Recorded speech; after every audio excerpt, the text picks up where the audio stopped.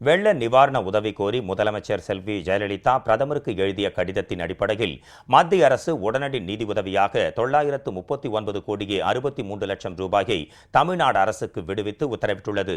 மேலும் வெள்ள சேதத்தை முழுமையாக மதிப்பீடு செய்து கூடுதல் நிதி உதவியை பரிந்துரைக்க விரைவில் மத்திய ஆய்வுக்குழுவை தமிழகத்திற்கு அனுப்புவதாகவும் மத்திய அரசு தெரிவித்துள்ளது.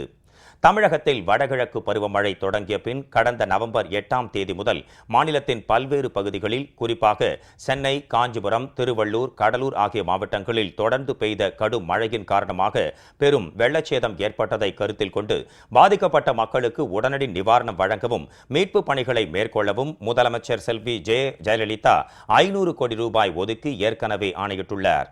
முதலமைச்சர் செல்வி ஜெயலலிதாவின் ஆணையின்படி பாதிக்கப்பட்ட மாவட்டங்களில் அமைச்சர்கள் மற்றும் அரசு உயர் அலுவலர்கள் மேற்பார்வையில் ஆய்வுகள் மேற்கொள்ளப்பட்டு உடனடி நிவாரணம் வழங்கப்படுவதுடன் வெள்ளச் சீரமைப்பு பணிகளும் துரிதமாக மேற்கொள்ளப்பட்டு வருகின்றன.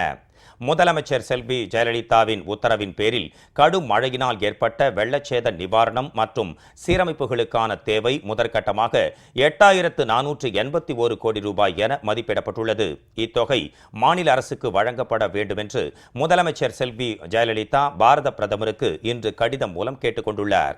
மேலும் நிவாரணம் மற்றும் சீரமைப்பு பணிகளுக்காக உடனடியாக 2000 கோடி ரூபாய் வழங்கப்பட வேண்டும் என்றும் பிரதமரை முதலமைச்சர் செல்வி ஜெயலலிதா கேட்டுக் கொண்டுள்ளார். முதலமைச்சர் செல்வி ஜெயலலிதாவின் கடிதமும் வெள்ளச்சேத அறிக்கையும் பிரதமர் அலுவலகத்தில் இன்று காலை அளிக்கப்பட்டது.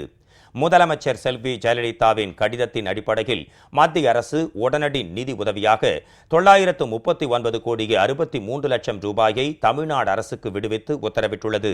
மேலும் வெள்ளச்சேதத்தை முழுமையாக மதிப்பீடு செய்து கூடுதல் நிதி உதவியை பரிந்துரைக்க விரைவில் மத்திய ஆய்வுக்குழுவையும் தமிழகத்திற்கு அனுப்புவதாக மத்திய அரசு தெரிவித்துள்ளது என தமிழக அரசின் செய்திக்குறிப்பில் குறிப்பிடப்பட்டுள்ளது.